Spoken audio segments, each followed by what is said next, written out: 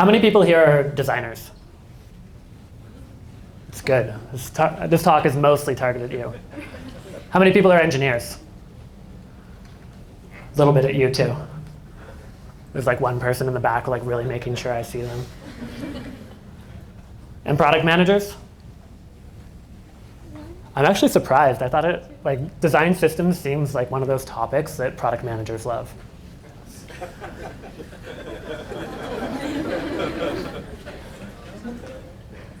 How many people here speak multiple languages?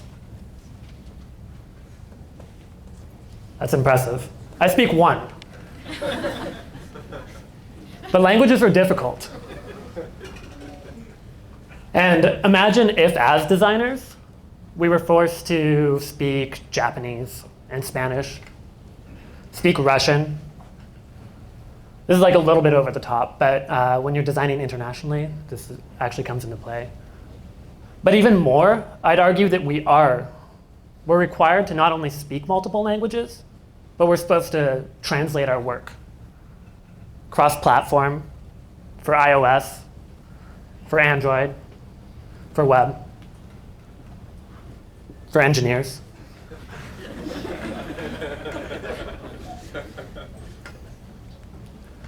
It's painful, sometimes. It's also kind of unnecessary. And I think this is what Diana is getting at when she talks about design systems. But I want to take this a step farther, and I want to talk at a level of abstraction, above color, and above typography. I had a designer come and visit me at Airbnb, and he asked, "How do you design for Android?" How do you guys design for Android? I had to think about this, and let me caveat this answer a little bit. We were speaking about product feature design. We weren't necessarily speaking about UI design. But I answered him pretty honestly. I don't design for Android. But then I also don't really design for iOS. I don't really design for web. I don't really design for print or whatever platform I'm targeting. I think that these all represent functional endpoints in our UI designs. At Airbnb, we design for a lot of platforms, and we don't have to mock up every design for the different platforms. Thanks to the work of some really talented designers, some of whom are here tonight looking at me. We kind of came up with this system.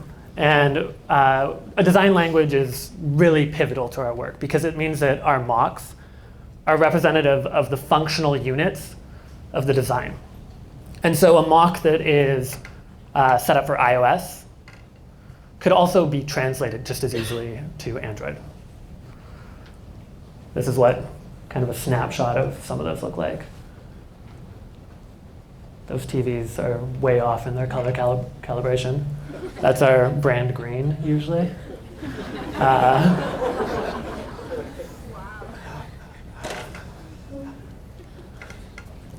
So this system was founded on a few principles. It was founded to be unified. Each part of the system should be composable to a number of screens. It's meant to be conversational. This talks about motion. This talks about the copywriting that we do for this system. We have content guidelines that go along. It's meant to be universal. Airbnb is an international app, and we design it cross-platform. And it's meant to be iconic, and this is the brand element of it. So you can recognize that green when it comes up on the screen. I want to focus on universal. Universal design is really core to Airbnb, obviously. We're in almost every country around the world. And the promise of belonging anywhere applies not only to internationalization and accessibility, but to localization and all of that. Universal design is this term that was coined by Ronald Mace. He was an architect and product designer. And it's the idea that you don't have to sacrifice aesthetics for usability. Products should be usable by everyone, regardless of their ability, regardless of which language they speak, regardless of their status in life or which device they are carrying. It's fairly complicated. Luckily, we're only talking about digital product design, so we don't have to think about buildings, because this actually applies to that as well. Some of the examples that are often given are ramps and sidewalks. No one looks at those ramps and is like, man, fucking wheelchairs. Also, sorry, I have a really vulgar mouth. Does anyone here recognize this quote? This is me like kissing up to the big man. This is Alex Schleifer. He's the VP of design at Airbnb. This is also basically the charter of our team. So I'm on the design tools team. And this quote was part of a blog post that Alex wrote about the way we build. And this, the date's not on there, but this was released right as my team was formed. And one of the innovations that we talk about in this design language system is the symbolic representation of these UI components is achieved. They achieve an elevated status. They're not just pixel representations on a screen. They're encapsulated, it can be translated. Airbnb is not the only place that's thinking about this. This is a blog post by Dan Eden. He's a systems designer at Facebook. I actually met him for the first time this morning as I was working on my slides, and I was like, I'm quoting you. Good to meet you. He defines a design vocabulary as a collection of metaphorical nouns and verbs that allow designers, allow engineers, and beyond to express their intent in building products.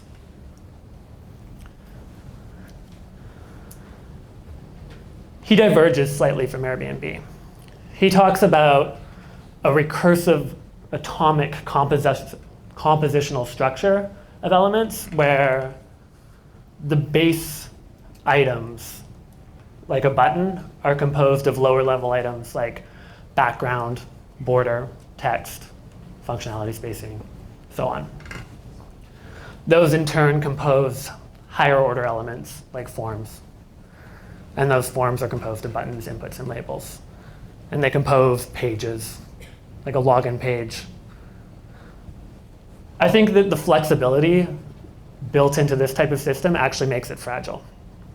And so Airbnb has taken a slightly different approach. We've created a flat component structure, and we've decoupled primitives like color and like typography from the actual UI functionality.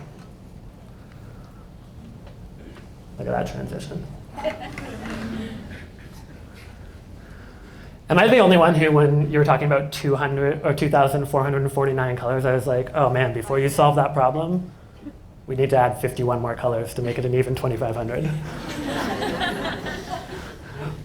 Luckily at Airbnb, we're not there. We have our color palette fairly well defined. These are mostly dictated by brand and by accessibility. So it doesn't really make sense to include them in the vocabulary of our design system. The vocabulary of our design system is cross-platform, and typography might vary between web, between mobile, between any different platform. Our components are the vocabulary of our design system. So this is a small fraction of our component library. It's actually pretty massive. And this is one of the side effects of flattening out your component library like this. For every individual functional unit, you end up with a number of components. But the interesting thing about this is each one of these components has a name. And that name is specific, and it can be used across platform.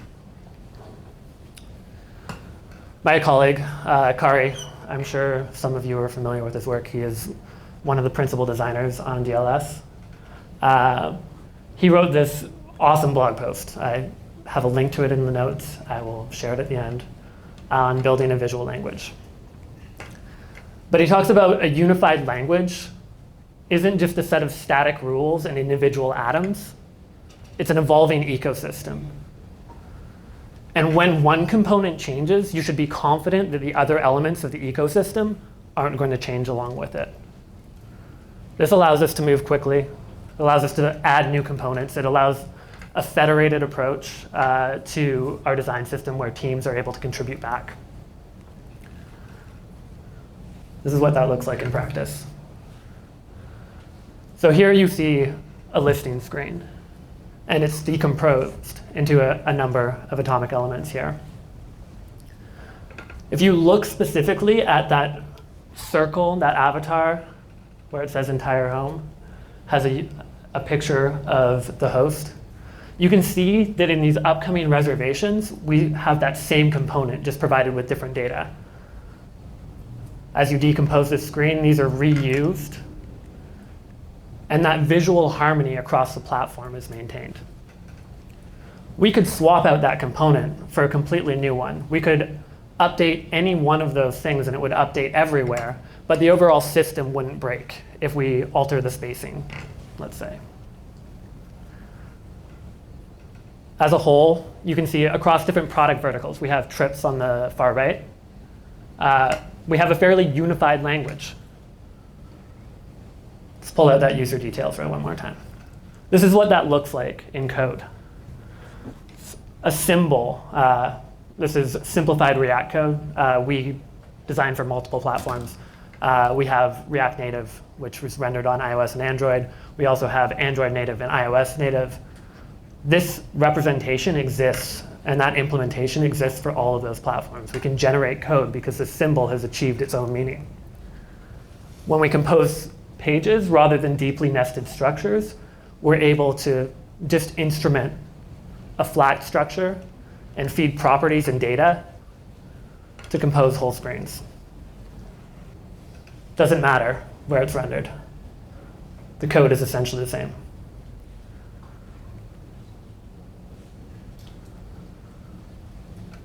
So yeah, that's our DLS a little bit. So design systems are having a moment right now. And I think that's why we're all here, right? Every company is kind of coming up with their own design systems. This is from a GitHub repo, actually. I found this today. It's a list of a bunch of different design systems and their open source code, what's included in them.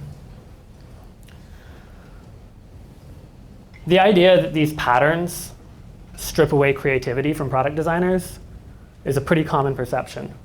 And Adam Michaela, who is one of the original members on the design team, responsible for DLS, talks about the industrialization of interface production. He says that the purpose of these systems is to constrain creativity in a way that provides consistent product experiences. I partially agree. I think that design systems are interesting, but they don't constrain creativity. Does anyone know which company this is? I love MailChimp. There it is. So I was in Atlanta 3 months ago, and MailChimp is headquartered in Atlanta. And as you walk around downtown, you start to see these mosaic patterns, these collages that they've done, and it's so central to their brand. And I was kind of blown away by this. I'd forgotten that MailChimp was headquartered there. As you walk around more, you see billboards that they've commissioned as part of public art. The branding is there, but it's subtle. And I think it's hard to argue that MailChimp constrains the creativity of their designers. These are marketing, obviously, but that creativity also shines through in their product. Despite the fact that they have one of the most mature design systems out there. Their content guidelines are second to none. You should just read them. It's mind-blowing. There's this quote I love, and it's actually by a former GitHubber. Has anyone heard this before? dating myself a little. I think this was 2011, so it's almost 6 years old now. But I'd argue Zach was onto something. But I've modified this quote just a little bit. Don't give yourself shit work. Design systems eliminate the shit work from product design. It means less time pushing pixels, less time redlining, less time doing QA, less time in meetings defending your white space, less back and forth with your engineers and your PMs, and more time creating. I mean, I knew what my typography styles were for this slide, so I took a razor blade to a Sharpie and made myself some handwritten decals to go along with it. So how does this really move forward? We all know that we need design systems. I agree. Like, build a design system as early as possible. It doesn't have to be as complex as our design systems. But as these UI patterns become more and more defined, where does this go? Who here starts their design process like this? I think most of us do. This is actually, these are my slides for this talk. I took this photo this morning. It's changed a little bit, but I think it's basically there. You can see from the symbols that are represented on those pages that each one of those rectangles represents a slide. When you're sketching, this is also on the intro slide, right? Bringing it back, full circle. What does this represent? Yeah, right? A placeholder image. Maybe a heading, maybe a paragraph of text. And when you bundle this up into a UI component that you're able to sketch out like this and give it a name, and then maybe sketch it a few more times, do you see where I'm going with this? This is an editorial marquee. These are some of our other components. This is really early stage. This is the first time I'm actually talking about this. But this is actually training data for computer vision. These are just Sharpie sketches on some paper. This is a video. And to orient you what's going on the right side of the screen, you have a webcam, a contrasted view, and then an isolation view. On the left side of the screen, you see my terminal, and you see a web browser. And you can see that those representations that I sketched in that training data are able to be categorized and encoded by an image classification algorithm. My sample set for this is about 5 UI components, so it's still fairly early days. But I also only sketched these things about 5 times. And you can see like the inline stepper row is being recognized there. Editorial marquees. Oops, should have trimmed out that video. The idea is that the shit work of UI design should disappear. These are solved problems. We know how to collect a number. I should be able to go into a whiteboarding session and generate my UI. These problems are instantly validated. And this creates a feedback loop where as we design components cross-platform, we're able to teach the system more. One of the first things I built when I joined Airbnb as a design on the design tools team was a search engine which indexed all of our design files. These are the most recent design files as of this afternoon. And you can see that for the most part, these design files use recognizable components from our design system. Things haven't changed that much. Imagine if when you saved your file, that classifier was automatically run and you received a coded prototype. Or even that you took a screenshot of the coded app and were able to quickly render a manipulatable design file. I think this is really the importance of symbols. And then to build on that, you also are able to internationalize these with confidence because they've been stress tested through repetition. Thank you.